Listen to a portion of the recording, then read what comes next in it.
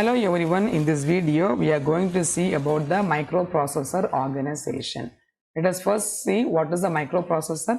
Microprocessor is a digital device on a chip that can fetch instruction from memory, decode and execute them and give the results. A microprocessor takes a bunch of instructions in machine language and executes them, telling the processor what it has to do. Microprocessor performs three basic things while executing the instruction. So what are they? They are fetch, decode and execute. So fetch brings the data from memory, decode converts the instruction into the machine language, and execute does the real process or perform the operation that has to be done. Okay. It performs some basic operations like addition, subtraction, multiplication, division and some logical operations and using the arithmetic logical unit. What are the components of microprocessor? The microprocessor consists of three basic components: CPU, bus and memory. So CPU is the central processing unit, which is the brain of the system where all the operations are performed.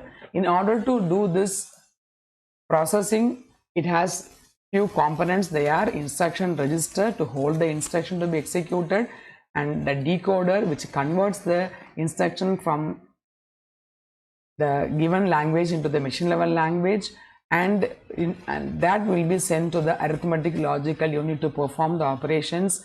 And then the next component is the ALU, really where the process is done, whether it may be arithmetical process or logical process or any sequencing processes. Whatever the process, the arithmetic logical unit does the operation, and register is a component that helps to hold the intermediate results during the program execution.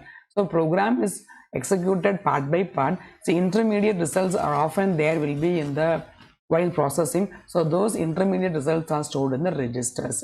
Why we are using the registers is registers are faster than the RAM memory. So registers play an important role in order to execute the instruction faster. Register memory is a small memory but it's a fast memory. Okay, let us see. Next is the buses. Buses are the connection lines that used to connect the internal parts of the microprocessor, and there are three types of buses in the microprocessor: data bus, control bus and the address bus. What is the data bus? These data bus carries the data from to and from the memory. They are called as bidirectional buses.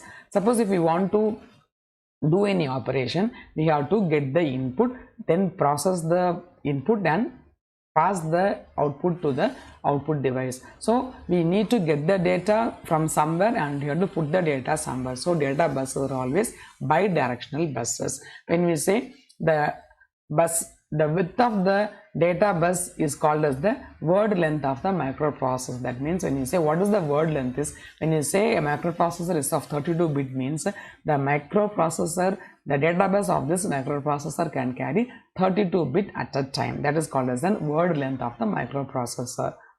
And address bus is a unidirectional bus that carries the address of the memory location or the IO port from the CPU to the memory or IO port. So the address may be either memory address, IO address or the any other port, IO input or the output port address. Okay, so this is unidirectional because when you say you want to address any location, the address is specified. So the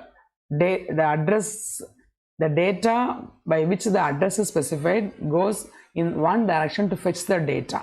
Okay, so the data bus, it is not like data buses in the bidirectional, but the address buses are unidirectional because you need this address only to locate the data. That is an unidirectional bus. And control buses are bidirectional buses because these control signals has to flow in all directions. What are the control signals? The signals may be the clock signals, interrupt signals or ready signal. Suppose when you want to say or to indicate something, we have to raise the flag. Okay, so for example, the system is ready, it has to pass a light, that is a signal. So like this, there's a ready signal. Likewise, when something abnormal happens while doing the work in the system hangs. For that, it has to give the control signals, that is the interrupt signal. And sometimes how the process inside happens using the clock pulses. So when the clock, based upon the clock pulses, the system operates. So that is the clock signal. So there are various type of control signals that has to be carried between all the places inside the microprocessor. For that we are using the control bus. There are the bidirectional buses. Okay, and let us see what is the memory part. So memory part consists of two different types of memory, RAM memory and the ROM memory. What is RAM? Is random access memory, is a volatile memory. That means when the power is off, it loses the data. All the data and instructions are stored in the RAM. So when you want to do some process, that point of time, that data and that instruction has to be brought to the RAM memory. Then only the system can perform the work. Okay, so this RAM memory or smaller memory, but they are volatile memory. When the current is off, when the power is switched off, it loses the data. So it is used only for the main execution of the function of the process. Once it is done, it is put back to the secondary memory. Okay, so RAM is a primary memory, and ROM is a read-only memory where the data which is put can only be read, it cannot be written. We cannot change the data. That is called as an ROM memory. It is a non-volatile memory whose data remains intact even after the power is off.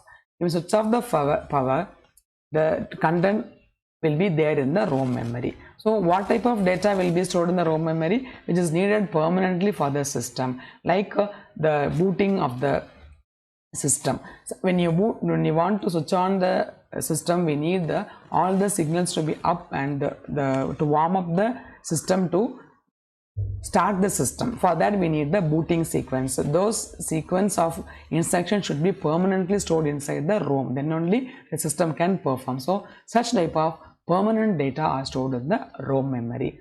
So that's all the components of this microprocessor. Let us see in detail the architecture of the microprocessor in the next videos. So this is the common structure. It has ALU, flag some signals and the control unit, and it has register arrays are there, and then instruction decoding unit is there. It has all the buses, data bus, address bus and the control bus. And the next is the architecture diagram, which says clearly about all the registers and all the units inside the microprocessor. In the next video we will see in detail about how these control signals and the components work together to perform the operation. Hope it is easy to follow, and thanks for watching.